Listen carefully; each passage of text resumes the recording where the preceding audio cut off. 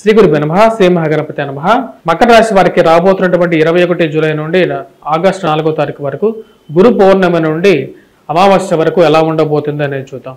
మకర రాశి వారికి వచ్చేటప్పటికి గురువు అనుకూలమైనటువంటి స్థానంలో ఉన్నాడు. పంచమంలో గురుగ్రహ సంచారం జరుగుతుంది. కుజుడు కూడా వచ్చేటప్పటికి పంచమంలో గురువుతో కలవటం అనేది జరిగింది. రాహువు యుగకారకమైనటువంటి స్థానంలో తృతీయంలో ఉన్నాడు.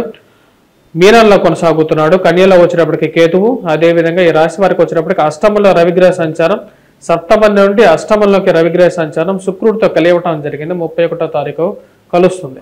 అదేవిధంగా ఈ రాశి వారికి వచ్చేటప్పటికి భాగ్యస్థానంలో వచ్చేటప్పటికి బుధుడు వక్రత్వం 22వ తారీఖున రాజ్యస్థానంలో జరుగుతుంది. ఇటువంటి గ్రహస్థితి వచ్చేటప్పటికి రాబోతున్నటువంటి 2 వారాల కాలం ఎలా ఉండబోతుంది అనేది జరుగుతాం చూద్దాం. రాశి వారికి వచ్చేటప్పటికి ధనస్థానంలో శని వక్రత్వంలో ఉన్నాడు అనమాట. ఈ రాశి వారికి వచ్చేటప్పటికి ఒక్కొక్క విషయాన్ని మనకు పరిగణలోకి తీసుకొని మాట్లాడితే ముఖ్యంగా ఈ రాశి వారికి ఆరోగ్యపరంగా వచ్చేటప్పటికి అనుకూలమైనటువంటి ఫలితాలుగానే చెప్పవచ్చు. గురువు పంచమంలో ఉన్నప్పుడు ఆరోగ్యపరంగా రికవరీ అనేది ఉంటుంది. ఇరుగు పొరుగు సఖ్యత విషయంలో కొన్ని జాగ్రత్తలు తీసుకోవాలి. ముఖ్యంగా ఎవరితో మాట్లాడుతున్నాం, ఎలా మాట్లాడుతున్నాం అనేది చాలా ఇంపార్టెంట్ ఫ్యాక్టర్గా ఉంటుంది. శని ధనస్థానంలో ఉన్నప్పుడు ఇరుగు పొరుగు సఖ్యత విషయంలో జాగ్రత్తగా ఉండాలి. కోపతాపాలు అనేది తగ్గించుకొని మాట్లాడాలి. మరియు అదేవిధంగా ఈ రాశి వారికి వచ్చేటప్పటికి ఈ యొక్క వారంలో, ఈ యొక్క 2 వారాల్లో మనం గమనించినట్లయితే యోగ్యకారకమైనటువంటి స్థితిలో అష్టమంలో వచ్చేటప్పటికి బుధగ్రహ సంచారం ఉంది. బుధుడు అష్టమంలో సంచారం చేస్తున్నప్పుడు అనుకూలమైనటువంటి ఫలితాలు ఎక్కువగా ఇస్తూ ఉంటాడు. ధన సంబంధితమైన విషయాల్లో అనుకూలంగా ఉంటుంది. అదేవిధంగా ఖర్చు కూడా కొంచెం ఎక్కువగా ఉంటుంది అన్నమాట రాశి వారికి. కానీ ఖర్చు పెట్టేది మరీ అంత అనవసరమైనటువంటి ఖర్చుగా ఉండదు. మరియు స్థిరచరాశుల కొనుగోలు సంబంధితమైన విషయాల్లో ఆచిచూచి వ్యవహరించాలి. ఎందుకంటే ధనస్థానాల్లో శని ఉన్నప్పుడు కొంచెం ప్రభావం అనేది అలా ఉంటుంది అన్నమాట. ఈ రాశి వారిలో ఉన్నటువంటి వారికి విద్యార్థులకు ఎలా ఉంది అనేది చూద్దాం. విద్యార్థులకు వచ్చేటప్పటికి గురుగ్రహ బలం అనేది అనుకూలంగా ఉంది. గురువు పంచమంలో ఉన్నాడు. కుజుడు కూడా వచ్చేటప్పటికి గురువుకి కుజుడికి వచ్చేటప్పటికి పూర్తి వైరం అనేది లేదు. కాబట్టి 2 గ్రహాలు పంచమంలో ఉన్నప్పుడు విద్యార్థులకు అనుకూలమైనటువంటి ఫలితాన్ని ఎక్కువగా ఇస్తూ ఉంటుంది. రాహు యొక్క ప్రభావ రీత్యా ధైర్యంతో మీరు చేసేటువంటి పనుల్లో ఒక మెట్టు పైకి వెళ్ళగలుగుతారు. ఉద్యోగ ప్రయత్న సంబంధితమైన విషయాల్లో మార్పు చేర్పుల గురించి ప్రయత్నం చేయడానికి అంత అనుకూలమైనటువంటి సమయంగా గోచరించట్లేదు. ఎందుకంటే కుజుడు అనుకూలంగా లేడు, రవి అనుకూలంగా లేడు. కాబట్టి ఇప్పుడు మార్పు అనేది అంత అనుకూలమైనటువంటి ఫలితాలు ఇవ్వదు. మానసికంగా ఏదో ఒక బాధ అనేది మిమ్మల్ని వెంటాడుతూ ఉంటుంది. ఆ విషయాన్ని కొంచెం జాగ్రత్తగా తీసుకోండి. దూర ప్రాంత ప్రయాణ సంబంధితమైన విషయాల్లో కూడా ఎక్కువగా అలసిపోవటం అనేది ఉంటుంది. కాబట్టి ఆ విషయంలో జాగ్రత్తగా ఉండండి. దిందుడికి స్వభావాన్ని కొంచెం తగ్గించుకోవాల్సినటువంటి ముఖ్యమైనటువంటి సూచన. ఈ రాశి వారికి వచ్చినప్పటికీ ఓవరాల్గా సేఫ్గా ఉంటారు.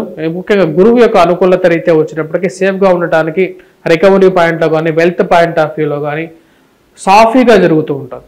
మరీ అప్పుగా రావడానికి అంత అనుకూలంగా లేదు గ్రహస్థితి. ఎందుకంటే ఇప్పుడు రవి అనుకూలంగా లేడు, కుజుడు అనుకూలంగా లేడు. కాబట్టి మరీ అప్ వెళ్ళటానికి అంత అనుకూలంగా లేదు. నూతన ఉద్యోగ ప్రయత్న సంబంధితమైన విషయాలు అంత నెక్స్ట్ రాబోతున్నటువంటి మంత్లో, అంటే రాబోతున్నటువంటి ఆగస్టు 15 తర్వాత నుంచి కొంచెం మార్పులు జరిగితే సెప్టెంబర్లో వీళ్ళకి కొంచెం అనుకూలత అనేది ఎక్కువగా ఉంటుంది.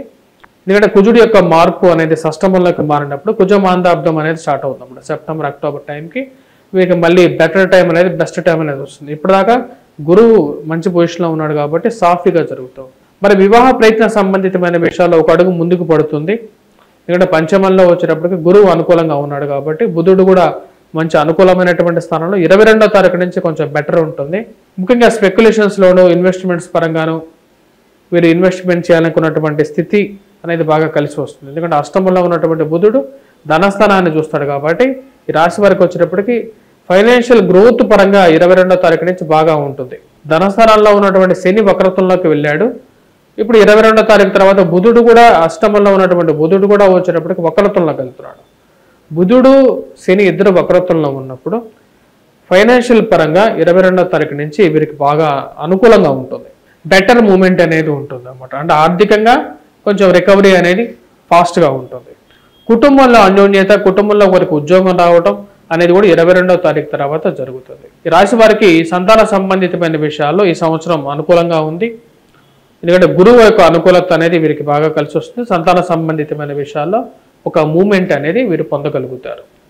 మరి అదేవిధంగా ఈ రాశి వారికి వచ్చినప్పటికీ రాహు యొక్క అనుకూలత, కేతు వచ్చినప్పటికీ భాగ్యస్థానంలో ఉన్నప్పుడు కొన్ని ఇబ్బందులు కూడా ఎదురవుతూ ఉంటాయి రాశి వారికి. రాజకీయ రంగ ప్రముఖులకి ఎలా ఉంది అనేది చూద్దాం. రాజకీయ రంగ ప్రముఖులు ఎవరైతే నామినేటెడ్ పోస్టుల గురించి ప్రయత్నాలు చేస్తుంటారో వారికి సానుకూలమైనటువంటి ఫలితంగానే చెప్పొచ్చు.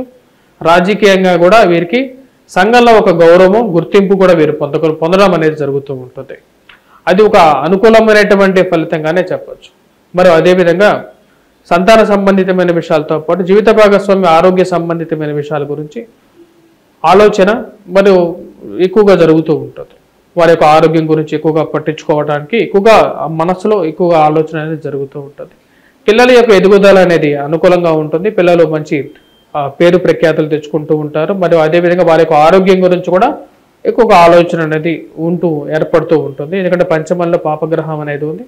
దాని యొక్క దృష్టి అనేది అంత అనుకూలమైనటువంటి ఫలితాలు కూడా ఇవ్వదు. రాబోతున్నటువంటి గురు పౌర్ణమి రోజు రాశి వారందరూ గురు పౌర్ణమిని విశేషంగా జరుపుకోవటం, మీకు నచ్చినటువంటి గురువుకి పాదాభివందనం చేయటం, మరియు అదేవిధంగా మీ యొక్క ఇంట్లో తల్లిదండ్రులకి పాదాభివందనం చేయాలి. ఎందుకంటే మొదటి గురువు తల్లి తండ్రిలో అవుతారు కాబట్టి వారికి విద్యాబుద్ధులు నేర్పించక బయటకు పోయేటువంటి కన్నా ముందు తండ్రి నేర్పిస్తూ ఉంటాడు. అదేవిధంగా తల్లి కూడా నేర్పిస్తూ ఉంటుంది. కొన్ని మంచి ప్రవర్తనను కూడా నేర్పించేది తల్లిదండ్రులే కాబట్టి వారికి కూడా పాదాభివందనం చేయడంలో ఎటువంటి తప్పు ఉండదు.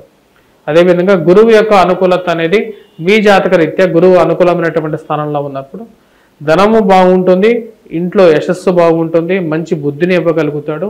ఎందుకంటే గురువు అనేది అదనమాట. వేదవ్యాసుడు కానీ లేకపోతే ఆది శంకరాచార్యుడు కానీ జగద్గురువులు అయినటువంటి వీరు వచ్చినప్పటికీ మనకు మంచి మార్గాన్ని చూపించారు. ఒక మంచి గురువు అయినటువంటి వాడు ఎప్పుడైనా సరే ఒక మంచి మార్గాన్ని చూపిస్తారు. మీకు తల్లిదండ్రులు కూడా వచ్చినప్పటికీ మీకు మంచి మార్గాన్ని చూపిస్తూ ఉంటారు.